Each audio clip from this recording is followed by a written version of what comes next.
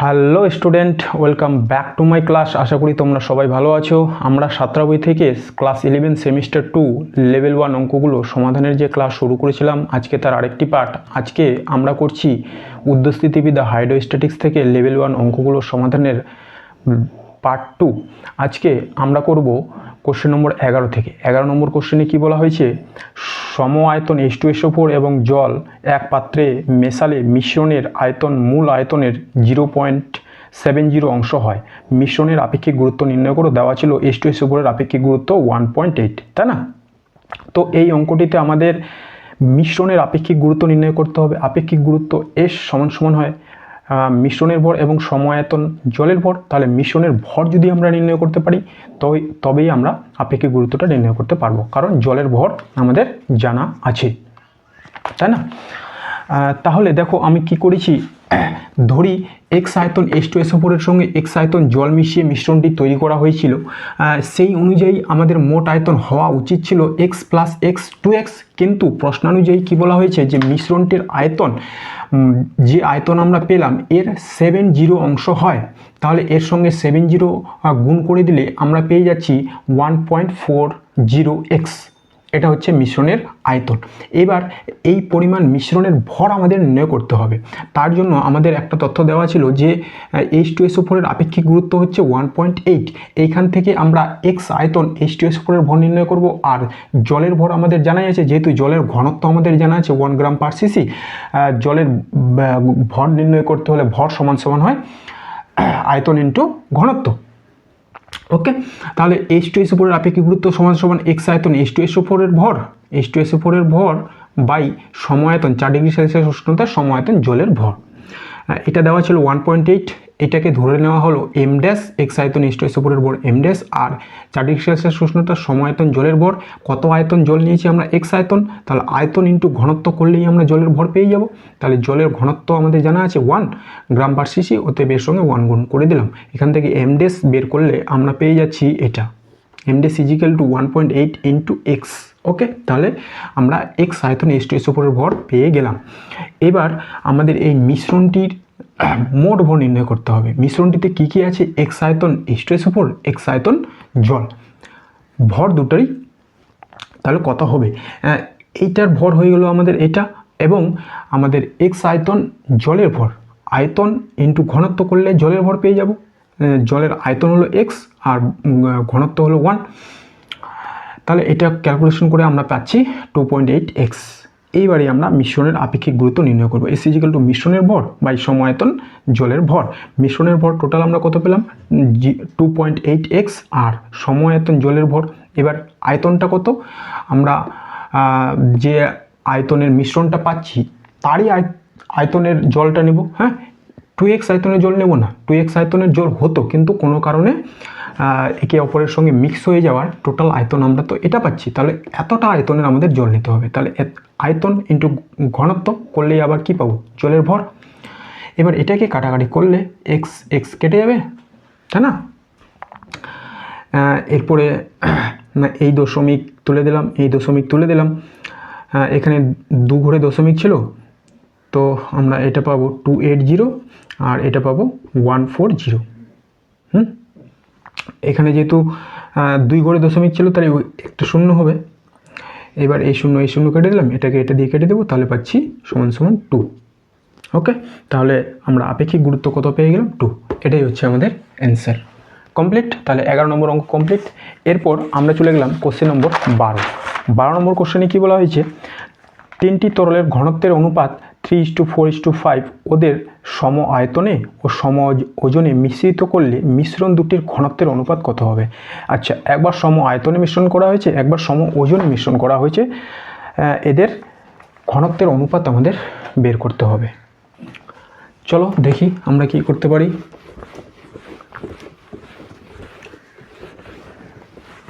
Question number 12।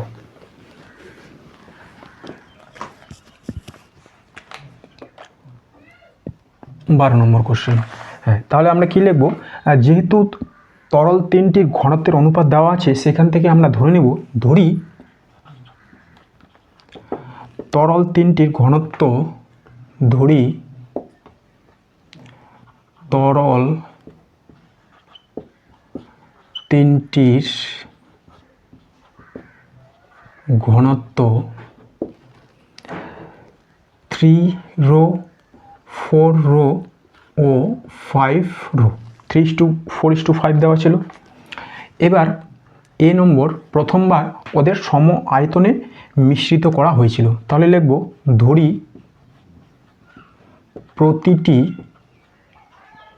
প্রতিটি তরল V আয়তন নিয়ে প্রতিটি তরলের ভি আয়তন নিয়ে মিশ্রিত করা হয়েছিল, তাই না? প্রতিটি তরলের ভি আয়তন নিয়ে মিশ্রিত করা হয়েছিল। এবার ঘনত্ব সমান সমান কী হয়? ঘনত্ব রো সমান সমান ভর বাই আয়তন, এটা হয়, তাই না? ঘনত্ব রো সমান সমান ভর বাই আয়তন। তো মিশ্রণের ঘনত্ব এটাকে বলবো আমরা রো 1 ইজিক্যাল টু মিশ্রণের ভর বাই মিশ্রণের আয়তন। মিশ্রণের ভর বাই মিশ্রণের আয়তন, তাই তো? তাহলে আমরা আবার জানি যে এখান থেকে আমরা বলতে পারি ভর সমান সমান ঘনত্ব আয়তন ইন্টু ঘনত্ব, তাই না?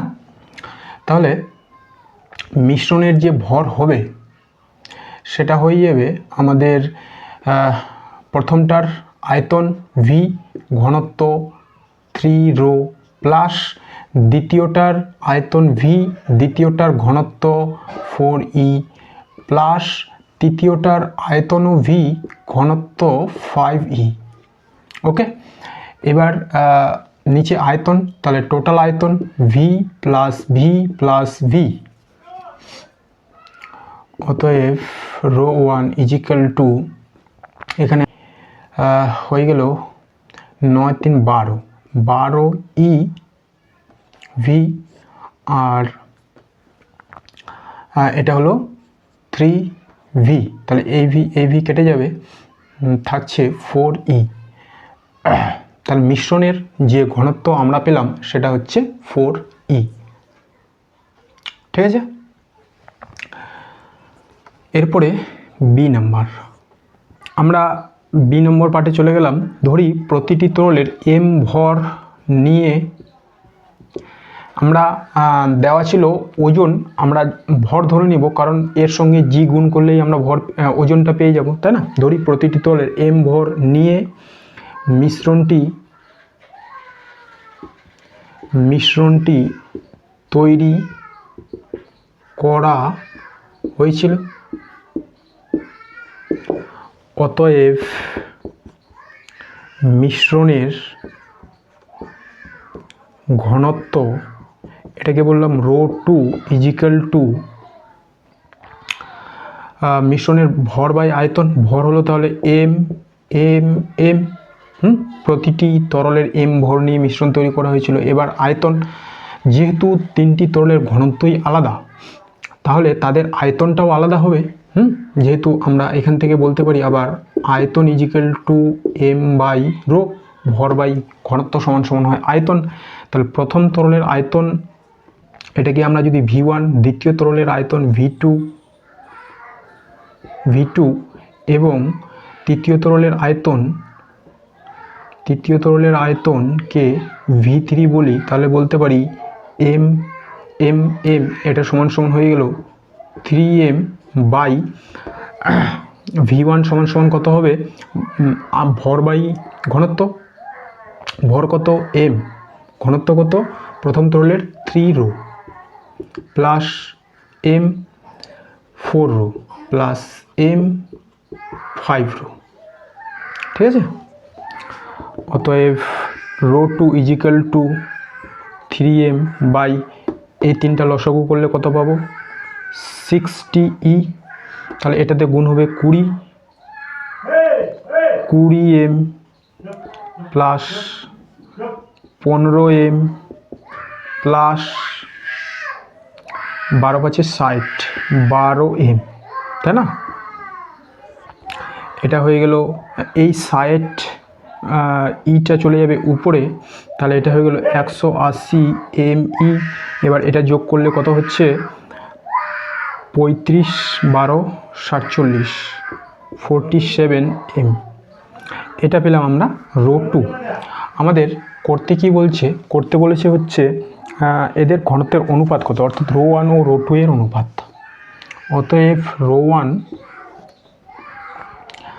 বাই রো 2 করলে আমরা পাবো রো 1টা কত, 4e বাই এটা 180 mi বাই 47, এটা চলে যাবে উপরে, তাহলে এটা হলো 47 m।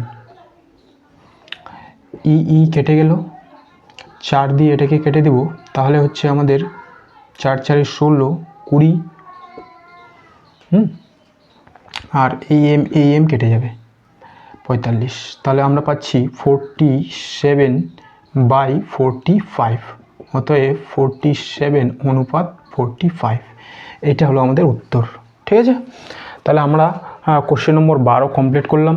এরপর আমরা চলে যাচ্ছি কোশ্চেন নম্বর 13 নম্বর কোশ্চেনে কী বলা হয়েছে? 3টি তরলের ঘনত্বের অনুপাত 1:2:3।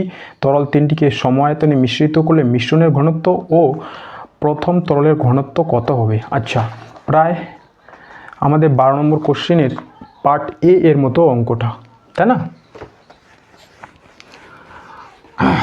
তো এই পার্টটা আমরা মুছে দিলাম।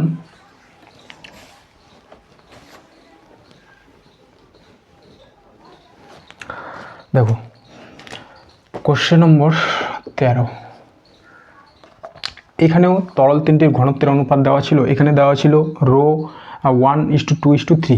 তাহলে আমরা ধরে নিব তরল 3টির ঘনত্ব, একটা রো, একটা হবে 2 রো, আর একটা হবে 3 রো। ওকে, এবার প্রতিটি তরলের ভি আয়তন নিয়ে এখানেও আমরা এটা তৈরি করব, মিশ্রণটা তৈরি করব। হ্যাঁ, প্রতিটি তরলের ভি আয়তন নিয়ে মিশ্রণটি তৈরি করা হয়েছিল। অতএব মিশ্রণের ঘনত্ব, এটাকে বললাম রো 1, সমান সমান কী হবে? মিশ্রণের ভর বাই মিশ্রণের আয়তন। ভর সমান সমান আমরা কি জানি? আয়তন ইন্টু ঘনত্ব। তাহলে প্রথম তরলের আয়তন ইন্টু প্রথম তরলের ঘনত্ব কত? রো। দ্বিতীয় তরলের আয়তন ইন্টু দ্বিতীয় তরলের ভর কত? 2 রো। তাহলে এটা হবে 2 রো। তৃতীয় তরলের আয়তন ইন্টু তৃতীয় তরলের ঘনত্ব 3 রো। ওকে, এটা মুছে দিলাম। তাহলে এটা আমাদের হয়ে যাচ্ছে ভিই plus 2VE plus 3VE by 3V। তাহলে এটা হয়ে গেল কত? 5 একে 6, 6VE বাই 3V সমান সমান 2E। এটা দিয়ে কেটে দিলে 2। আচ্ছা, এরপরে আমাদের ঘনত্বের অনুপাত, এর সঙ্গে প্রথম তরলের ঘনত্বের অনুপাত। অতএব লিখব মিশ্রণের ঘনত্ব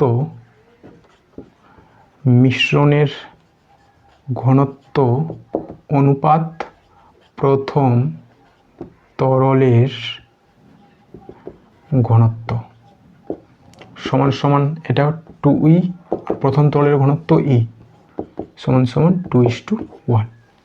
ঠিক আছে, তাহলে আমরা 13 নম্বর অঙ্ক কমপ্লিট করলাম। এরপর আমরা চলে যাচ্ছি কোশ্চেন নম্বর 14 নম্বর কোশ্চেনে কী বলা হয়েছে?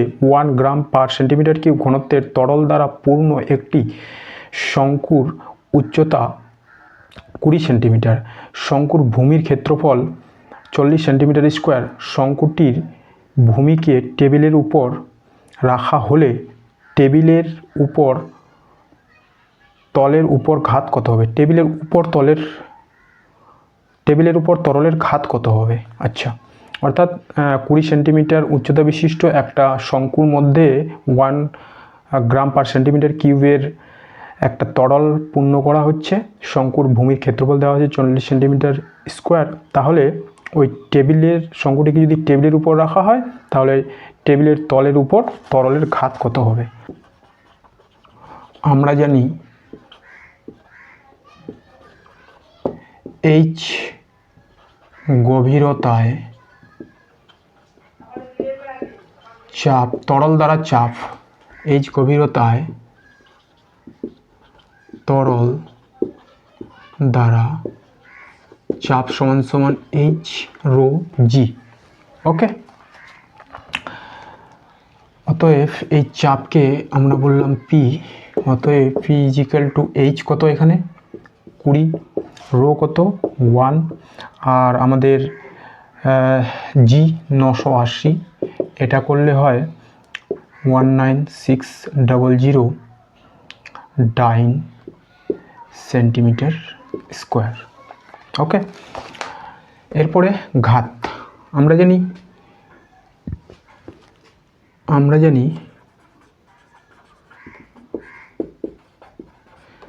চাপ সমান সমান বল বাই ক্ষেত্রফল।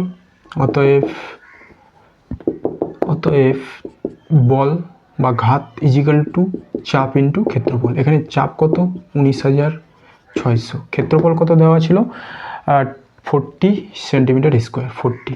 তাহলে এই দুটো গুণ করলে উত্তরটা পেয়ে যাব। সেটা করলে হয় 784,000 ডাইন। ওকে, এটা হয়ে গেল আমাদের অ্যান্সার। ঠিক আছে, তাহলে 14 নম্বর কমপ্লিট।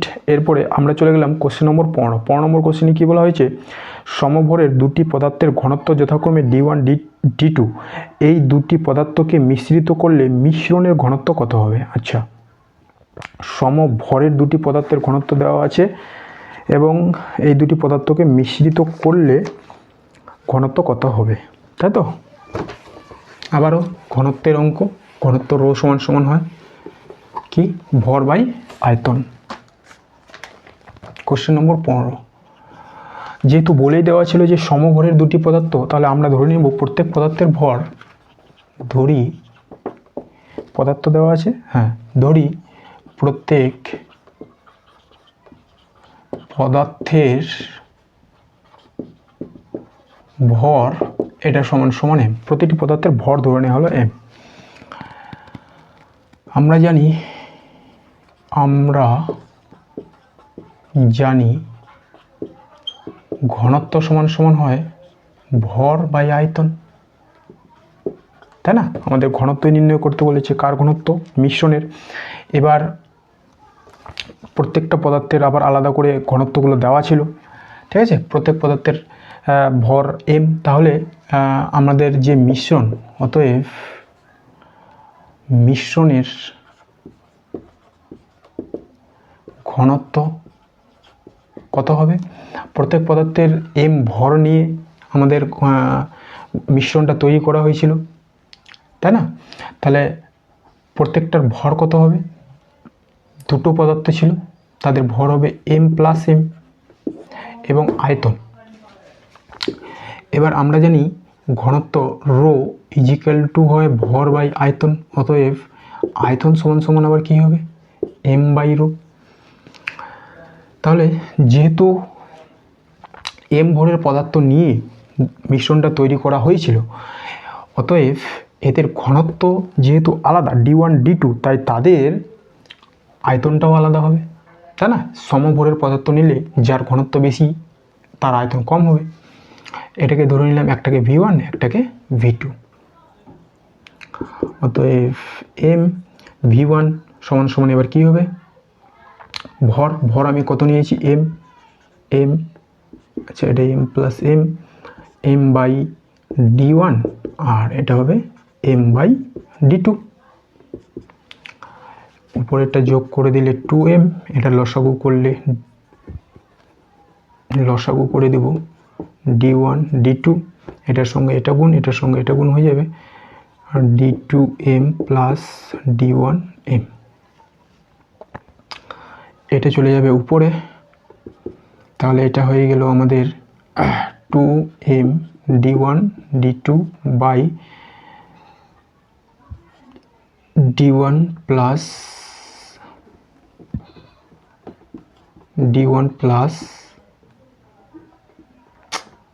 D1 প্লাস কি হচ্ছে D2m, এই এম কেটে যাবে, তাহলে থাকছে 2D1 D2 by D1 plus D2। উত্তরে হ্যাঁ এটাই দেওয়া আছে 2D1 D2 by D1 plus D2। ওকে, তাহলে আমরা 15 নম্বর অঙ্ক কমপ্লিট করলাম। এরপরে আমরা চলে যাচ্ছি কোশ্চেন নম্বর 16 নম্বর কোশ্চেনে কী বলা হয়েছে, তিনটি তরলের ঘনত্বের অনুপাত 1:3:5। প্রথম তরলের ঘনত্ব 0.7 গ্রাম পার সেন্টিমিটার কিউব। তরল তিনটিকে সমভরে মিশ্রিত করলে ঘনত্বের অনুপাত। আবার সেই একই রকমের অঙ্ক, সমভরে এদেরকে মিশ্রিত করা হয়েছিল।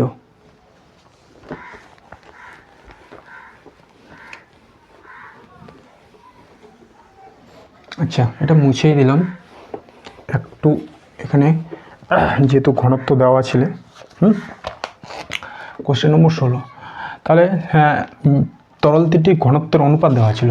অতএব আমরা লিখব, ধরি তরল তিনটির ঘনত্ব, একটা রো, একটা 3 রো আর একটা 5 রো, তাই না? আর 1:3:5 দেওয়া ছিল, তাহলে রো 3 ও 5 রো। এবার সমভরে এদেরকে মিশ্রিত করা হয়েছে, লিখব এবং প্রতিটি তরলের m ভর নিয়ে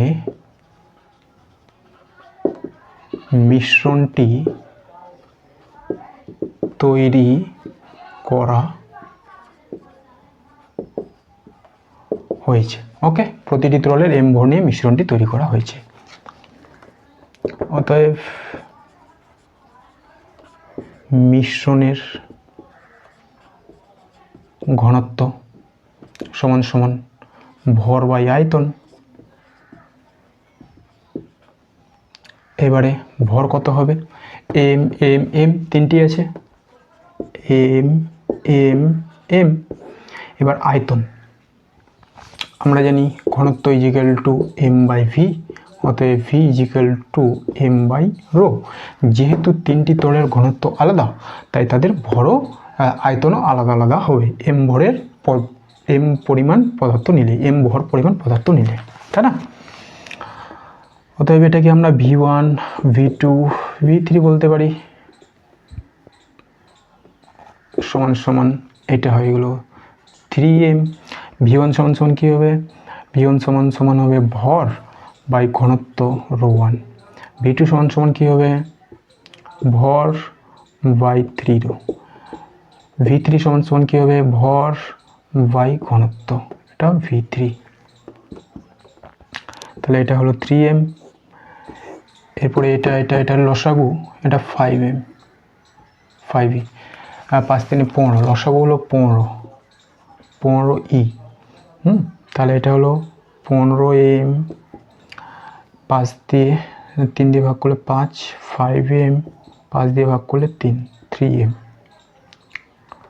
আচ্ছা, এই 15 এইটা চলে যাবে উপরে, তাহলে 15 3 45me, আর নিচে থাকলো 20 3 23e, 23m। এই m কেটে গেল, তাহলে আমাদের থাকছে 45e/23। এবার ই এর মান আমাদের দেওয়া ছিল, তাই না? ই এর মান কত দেওয়া ছিল, 0.7। এবার এটা বসিয়ে দেবো, তাহলে 45 × 0.7/23।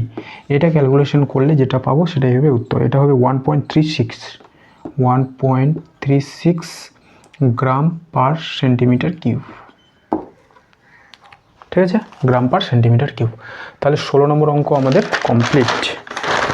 এরপর আমরা চলে গেলাম কোশ্চেন নম্বর 17 নম্বর কোশ্চেনে কী বলা হয়েছে, এল বাহু বিশিষ্ট একটি ঘনকের মধ্যে ডব্লিউ ওজনের একটি তরল আছে, ঘনকের যে কোনো পার্শ্বতলে প্রযুক্ত ঘাত। আচ্ছা, এল বাহু বিশিষ্ট একটা ঘনক আছে, তার মধ্যে ডব্লিউ ওজনের একটি তরল আছে, তাহলে তার যে কোনো পার্শ্বতলে প্রযুক্ত ঘাত আমাদের বের করতে হবে।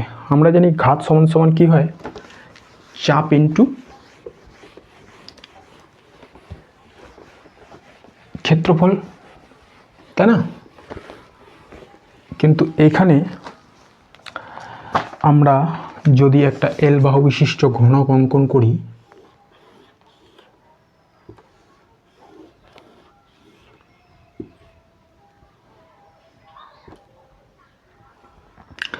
এটা ধরলাম এল বাহু বিশিষ্ট ঘনক, এই ঘনকের মধ্যে একটা তরল পরিপূর্ণ আছে, সেই তরলটার টোটাল ওজন দেওয়া হচ্ছে ডব্লিউ।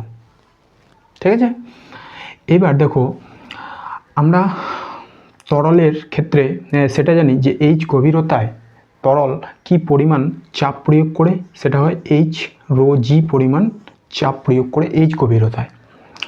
এবার তাহলে এই একদম নিচের প্রান্তে যে চাপটা হবে সেটা হবে এইচ রো জি, এই দৈর্ঘ্যটা কত এল, তাহলে এটা হবে এল রো জি। কিন্তু এই পয়েন্টে যে চাপ সেটা কত হবে, সেটা হয়ে যাবে শূন্য, কারণ এখানে কোনো গভীরতা নেই। তো সেই ক্ষেত্রে যত গভীরতা বাড়বে চাপ ধীরে ধীরে বাড়বে। সেই জন্য আমাদের এই যে চাপটা পার্শ্বতলে যে চাপটা, সেটা কোন চাপটা নিতে হবে, আমাদের গড় চাপটা নিতে হবে, তাই না? তাহলে আমরা লিখব ধরি এল বাহু বিশিষ্ট একটি ঘনকের মধ্যে কি ছিল, একটা তরল ছিল, তার ঘনত্ব হচ্ছে রো ঘনত্বের তরল ছিল। এই তরলের যে ওজন, এর ওজন দেওয়া হয়েছে ডব্লিউ। এবার এই ডব্লিউ ওজনটা আমরা এই টোটাল ওজনটা, আবার এই ওজনটা আমরা কিভাবে বের করতে পারি, তরলের ভর ইন্টু তার ভর ইন্টু অভিকর্ষজ ত্বরণ করলে আমরা ওজন পেয়ে যাব। তাহলে এক্ষেত্রে তরলের আয়তনটা আমরা সহজে বের করতে পারবো। ঘনকের যেটা আয়তন হবে সেটাই হবে তরলের আয়তন। ঘনকের আয়তন কত হবে, এল কিউব। আয়তনের সঙ্গে যদি আমরা, তাহলে এল কিউব আয়তনের তরল পরিপূর্ণ ছিল, এর সঙ্গে যদি আমরা ঘনত্ব গুণ করে দিই, তরলের ঘনত্ব, তাহলে আমরা পেয়ে গেলাম তরলের ভর, তাই না?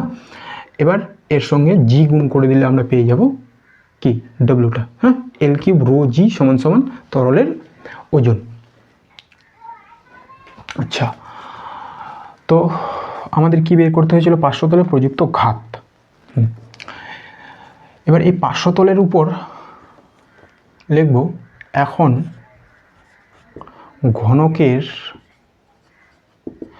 পার্শ্বতলের উপরের বিন্দুতে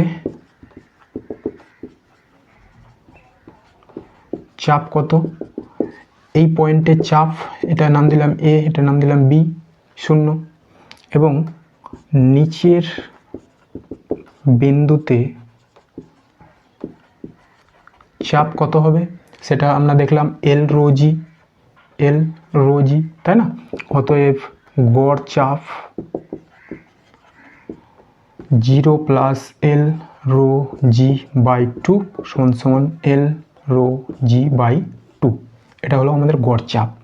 এবার আমরা ঘাত জানি, অতএব পার্শ্বতলে প্রযুক্ত ঘাত, অতএব যে কোনো পার্শ্বতলে প্রযুক্ত ঘাত সমান সমান গড় চাপ ইন্টু ক্ষেত্রফল। এবার গড় চাপ তো আমরা পেয়ে গেছি এল রো জি বাই 2, ক্ষেত্রফল কীভাবে পাবো, এই একটা পার্শ্বতল, এর দৈর্ঘ্য কত এল, অতএব ক্ষেত্রফল সমান সমান এল স্কোয়ার, অতএব এটা হয়ে যাবে এল কিউব রো জি বাই 2। এবার এল কিউব রো জি সমান সমান কী হয়, ডব্লিউ, তাহলে লিখবো ডব্লিউ বাই 2। এটা হয়ে গেল আমাদের যে কোনো পার্শ্বতলে প্রযুক্ত ঘাতের মান ডব্লিউ বাই 2। ওকে, তাহলে আমরা 17 নম্বর অঙ্ক কমপ্লিট করলাম। এরপর আমরা করছি কোশ্চেন নম্বর 18। দুটি বস্তুকে সম আয়তনে মিশ্রিত করলে ওই মিশ্রণের আপেক্ষিক গুরুত্ব হয় 8, কিন্তু সমান ভরে মিশ্রিত করলে মিশ্রণের আপেক্ষিক গুরুত্ব হয় 6। পদার্থ দুটির আপেক্ষিক গুরুত্ব নির্ণয় করো। আচ্ছা, এই অঙ্কটি সমাধান করতে হলে আমাদের প্রথমেই ধরে নিতে হবে পদার্থ দুটির আপেক্ষিক গুরুত্ব যেটা নির্ণয় করতে হবে সেটা, তাই না? তাহলে আমরা ধরে নিলাম পদার্থ দুটির আপেক্ষিক গুরুত্ব যথাক্রমে D1 ও D2, এবং জলের ঘনত্ব রো। ওকে, এবার আমরা জানি আপেক্ষিক গুরুত্ব সমান সমান হয় পদার্থের ঘনত্ব বাই জলের ঘনত্ব, তাই না? আপেক্ষিক গুরুত্ব সমান সমান পদার্থের ঘনত্ব বাই জলের ঘনত্ব। এখান থেকে এই যে পদার্থদ্বয় আছে তাদের ঘনত্ব আমরা বের করতে চাই, তাই না? কারণ আমরা এদের আপেক্ষিক গুরুত্ব ধরে নিয়েছি D1 D2, আবার জলের ঘনত্ব জানি। অতএব পদার্থদ্বয়ের ঘনত্ব আমরা পেলাম আপেক্ষিক গুরুত্ব ইন্টু জলের ঘনত্ব। তাহলে প্রথম পদার্থের ক্ষেত্রে ঘনত্ব হবে তার আপেক্ষিক গুরুত্ব ইন্টু জলের ঘনত্ব D1 রো, দ্বিতীয় পদার্থের ঘনত্ব হবে D2 রো, আপেক্ষিক গুরুত্ব ইন্টু জলের ঘনত্ব। ওকে, এবার প্রথম ক্ষেত্রে বলা হয়েছে তাদের সম আয়তনে মিশ্রিত করলে মিশ্রণের আপেক্ষিক গুরুত্ব হয় 8, তাই তো? তাহলে আমরা ধরে নিব পদার্থ দুটিকে ভি আয়তন অর্থাৎ সম আয়তন নিয়ে মিশ্রণটি তৈরি করা হয়। তাহলে মিশ্রণের ঘনত্ব কত হবে? মিশ্রণের ঘনত্ব সমান সমান হয় ভর বাই আয়তন। ওকে, আচ্ছা, আমরা ঘনত্ব কেন বের করছি? কারণ আপেক্ষিক গুরুত্ব সমান সমান হয় পদার্থের ঘনত্ব বাই সম আয়তন বাই জলের ঘনত্ব, ঠিক আছে? তাহলে আমাদের মিশ্রণের আপেক্ষিক গুরুত্ব বের করতে হলে মিশ্রণের ঘনত্ব দরকার। ওকে, তাহলে মিশ্রণের ঘনত্ব বের করার জন্য আবার মিশ্রণের ভর বাই আয়তন আমাদের করতে হবে, ঠিক আছে? তাহলে মিশ্রণের ভর বাই মিশ্রণের আয়তন। এবার মিশ্রণের ভর কত আয়তনের মিশ্রণ পদার্থগুলো নেওয়া হয়েছে ভি আয়তন। তাহলে প্রথমটার ভর হবে তার আয়তন ইন্টু তার ঘনত্ব। আমরা এদের ঘনত্বগুলো বের করে রেখেছি ভি D1 রো, এবং দ্বিতীয়টার ক্ষেত্রেও হবে যেহেতু আয়তন সমান ভি D2 রো, আর তার আয়তন ভি, দুটোর, তাহলে হলো 2V। এটা হচ্ছে মিশ্রণের আমাদের ঘনত্ব। এখান থেকে আমরা EV কমন নিয়ে এই রূপে লিখতে পারি। তাহলে এটা একবারে লিখছি আমি, মিশ্রণের আপেক্ষিক গুরুত্ব সমান সমান মিশ্রণের ঘনত্ব বাই জলের ঘনত্ব। মিশ্রণের ঘনত্ব আমরা কি পেয়েছিলাম? V D1 rho plus V D2 rho. এখান থেকে দেখো ভি রো কমন যায়, তাহলে EV বা রো ভি আমরা কমন নিয়েছি। এখানে থাকলো D1, এখানে থাকছে D2, নিচে 2V আর জলের ঘনত্ব রো। তাহলে এই রো ভি এর সঙ্গে রো ভি কেটে গেল, থাকছে D1 প্লাস D2 বাই 2। এবার প্রশ্নানুযায়ী এই যে মিশ্রণের আপেক্ষিক গুরুত্ব সেটাই দেওয়া আছে 8। এখান থেকে আমরা তাহলে বলতে পারলাম ρ1 প্লাস ρ2 ইজিক্যাল টু 8। ওকে, তাহলে এটা গেল আমাদের 1 নম্বর সমীকরণ। এখনও কিন্তু অঙ্কটা হয়নি। এবার দ্বিতীয় ক্ষেত্রে বলা হয়েছিল যে সমভর নিলে তাদের মিশ্রণের যে আপেক্ষিক গুরুত্ব সেটা হবে 6। তাহলে আমরা বলবো যে ধরি পদার্থ দুটিকে m ভর নিয়ে মিশ্রণ তৈরি করা হয়েছিল, অতএব মিশ্রণের ঘনত্ব বের করতে হবে, কারণ আমাদের আপেক্ষিক গুরুত্ব বের করতে হলে মিশ্রণের ঘনত্ব বাই জলের ঘনত্ব করতে হবে। তাহলে মিশ্রণের ঘনত্ব বের করতে হবে। মিশ্রণের ঘনত্ব সমান সমান কী হয়? ভর বাই আয়তন। মিশ্রণের ভর কত? m ভর m প্লাস m 2m। এবার আয়তন, যেহেতু ঘনত্ব দুটো আলাদা আলাদা, পদার্থদ্বয়ের ঘনত্ব কি হচ্ছে D1 rho plus D2 rho আলাদা আলাদা, তাহলে আয়তনটাও আলাদা আলাদা হবে সমভরের পদার্থ নিলে। তাহলে m by D1 rho plus m by D2 rho, এটা হবে তাদের আয়তন। ওকে, এবার এটাকে লসাগু করে দেবো। তার লসাগু হলো D1 D2 রো, এটাতে D2 গুণ হবে, এটাতে D1 গুণ হয়ে যাবে। তাহলে আমরা এটা পাচ্ছি।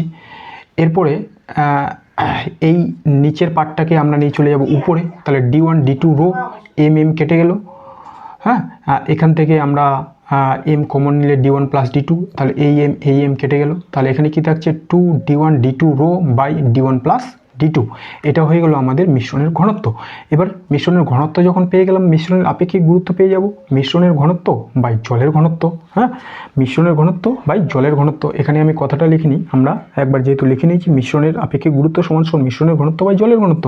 তাহলে মিশ্রণের ঘনত্ব আমরা পাচ্ছি এটা 2 D1 D2 rho by D1 plus D2, এবং জলের ঘনত্ব এই যে রো। তাহলে এইটা আমরা পেয়ে গেলাম। ওকে, এখনও কিন্তু অঙ্কটা শেষ হয়নি। এরপরে এই যে আপেক্ষিক গুরুত্ব সেটাই দেওয়া আছে কত? প্রশ্নানুযায়ী 6। তো আমাকে এবার এই পার্টটুকু মুছে দিতে হবে। এতটা অংশ আমি আগে মুছে দিলাম। এবার লিখব যে প্রশ্নানুযায়ী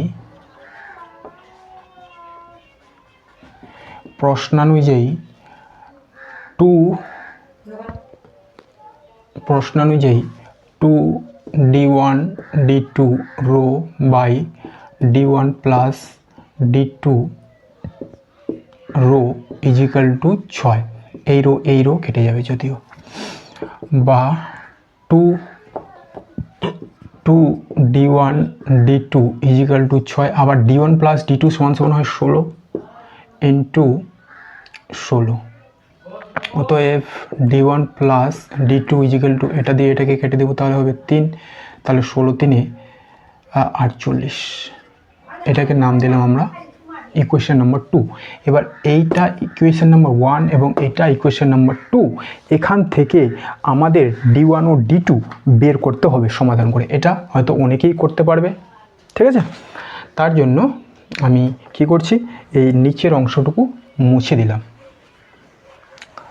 তাহলে কিভাবে আমরা এই দুটো অংশ থেকে d1 d2 বের করব, তোমরা তোমাদের মতো করতে পারো, আমি আমার মতো করে করছি। আমি কি করলাম, d1 মাইনাস d2 এর হোল স্কোয়ার লিখলাম, তাই না? এটা সমান সমান কি হয়, d1 plus d1 plus d2 এর স্কোয়ার মাইনাস 4 d1 d2, ঠিক আছে? এটা একটা ফর্মুলা। আচ্ছা, d1 প্লাস d2 আমরা জানি কত, 16, তাহলে এটা হলো 16 স্কোয়ার মাইনাস 4 d1 d2 কত, 48, 4 ইন্টু 48। এবার এটাকে 16 স্কোয়ার 256, এটা দিয়ে গুণ করলে হয় 192, এটা ক্যালকুলেশন করলে হয় 64। আচ্ছা, অতএব আমরা বলতে পারি d1 minus d2 is equal to, এখানে স্কোয়ার আছে তাহলে এর দিকে হয়ে যাবে √64 সমান সমান 8। এটাকে আমরা নাম দিলাম ইকুয়েশন নাম্বার 3। এবার দেখো ইকুয়েশন নাম্বার 1-এ কী আছে, d1 plus d2 is equal to 16, equation number 3-এ কী আছে, d1 minus d2 is equal two 8। অতএব আমরা এটাকে প্লাস করে দিলেই d1টা বের করে নিতে পারবো। তাহলে ইকুয়েশন নাম্বার 1টাকে আমি এখানে লিখছি d1 plus d2 is equal two কত, 16। এবার এটাকে যোগ করে দেবো, এটা কেটে যাবে, তাহলে হচ্ছে আমাদের 2d1 ইজিক্যাল টু 24। অতএব d1 ইজিক্যাল টু 12, d1টা 12 বের হয়ে গেল। ওকে, এবার আমাদের বের করতে হবে d2। তাহলে এই d1 এর মান আমরা 1 নম্বর বসিয়ে দেব। এবার লিখব 1 নং থেকে পাই d2 is equal to 16 minus d1, 16 minus 12 সমান সমান 4। যেহেতু আপেক্ষিক গুরুত্ব তাই কোনো ইউনিট থাকবে না। অতএব d1 বের হলো আমাদের 12, d2 বের হলো 4। এই গেল আমাদের কোশ্চেন নম্বর 17, ঠিক আছে? এরপরে আমরা চলে গেলাম কোশ্চেন নম্বর 19 নম্বর কোশ্চেনে কি বলা হয়েছে, রো ঘনত্ব বিশিষ্ট একটি তরলের m1 ভরের সঙ্গে ρ2 ঘনত্ব বিশিষ্ট অপর একটি তরলের m2 ভর মিশ্রিত করা হলো।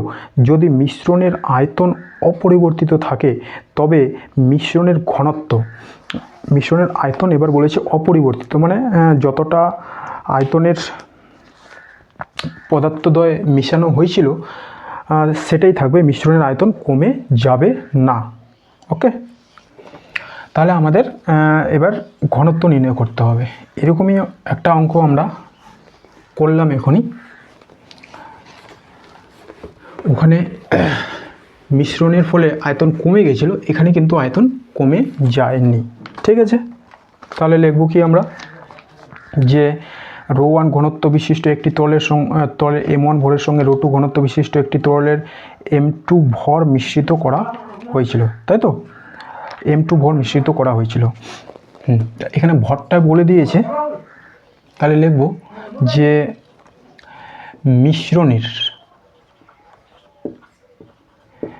মিশ্রণের ভর কত হবে, মিশ্রণের ভর হয়ে যাবে m1 প্লাস m2, তাই না? এবার আমাদের কি দেওয়া আছে, প্রথম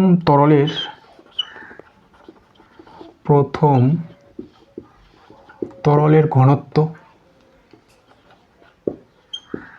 এটা দেওয়া আছে ρ1, এবং দ্বিতীয় তরলের ঘনত্ব এটা দেওয়া আছে ρ2। আচ্ছা, মিশ্রণের ভর আমরা পেয়ে গেলাম। এবার আমরা জানি ঘনত্ব বের করতে হলে আমাদের মিশ্রণের ভরের সঙ্গে মিশ্রণের আয়তনটা বের করতে হবে, তাই না? অতএব আমরা বলতে পারি যে প্রথম তরলের আয়তন, প্রথম তরলের আয়তন, এটাকে বললাম V1 সমান সমান ভর বাই ঘনত্ব, ভর কত m, ঘনত্ব ρ1, এবং দ্বিতীয় তরলের আয়তন, এটাকে বললাম V2 ভর, আচ্ছা প্রথম তরলের ভর m1, প্রথম তরলের ভর m1, দ্বিতীয় তরলের ভর m2, ঘনত্ব ρ2। ঠিক আছে, তাহলে আমরা মোট ভর পেয়ে গেলাম, মোট আয়তন পেয়ে গেলাম। অতএব আমরা এবার মিশ্রণের ঘনত্ব বের করতে পারবো। অতএব মিশ্রণের ঘনত্ব সমান সমান মিশ্রণের ভর বাই মিশ্রণের আয়তন, মিশ্রণের ভর বাই মিশ্রণের আয়তন।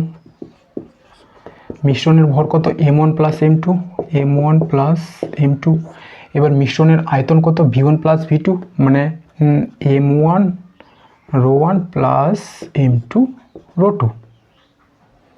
চলো এবার কিছু না, এবার ক্যালকুলেশন। তাহলে আমরা কি করব,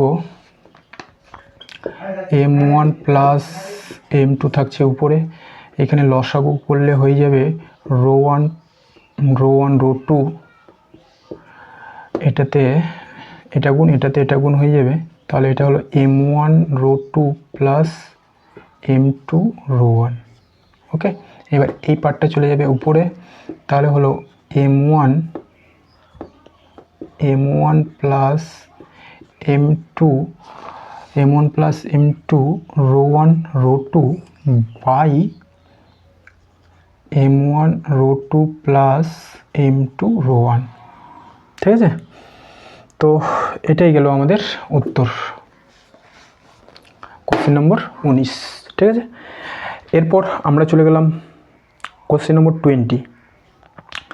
20 মিটার গভীর একটি পরিষ্কার জলের হ্রদের তলদেশের চাপের পরিমাণ। আচ্ছা, 20 মিটার গভীর দেওয়া আছে আর তলদেশের চাপ নির্ণয় করতে হবে। আমরা চাপের রাশিমালা জানি কি, h মিটার গভীরে h রোজি, কিন্তু আমাদের চাপটা নির্ণয় করতে হবে পুকুরের ক্ষেত্রে, তাহলে পুকুরের উপরে থাকবে বায়ুমণ্ডলীয় চাপ, সেই চাপটাও তলদেশের চাপের সঙ্গে যুক্ত হয়। ওকে, একদম সহজ অঙ্ক, 20 নম্বর।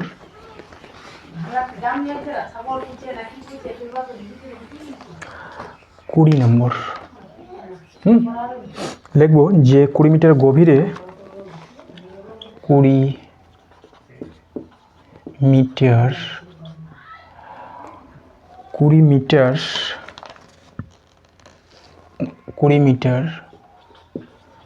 গভীর একটি হ্রদের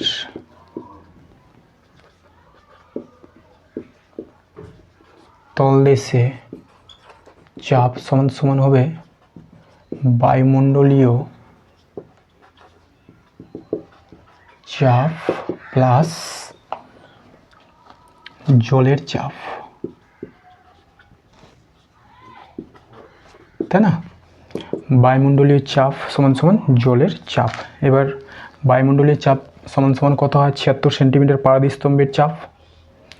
তাহলে এটা হয়ে যাবে আমার, এটা হয় 76 ইন্টু 13.6 ইন্টু 980 প্লাস জলের চাপ 20 মিটার গভীর জলের চাপ, তাই না? তাহলে 20 মিটারকে আমাদের সেন্টিমিটারে করতে হবে, 20 ইন্টু 10⁻², জলের ঘনত্ব 1 ইন্টু অভিকর্ষ যে ত্বরণ 980। এবার এগুলোকে গুণ করলেই আমরা অ্যান্সারে পৌঁছে যাব। তাহলে এটা গুণ করলে হয় আমাদের 1012928 প্লাস এটা গুণ করলে হয় 1960000। এবার এটা যোগ করে দেব, তাহলে আমরা পেয়ে যাচ্ছি 292972928।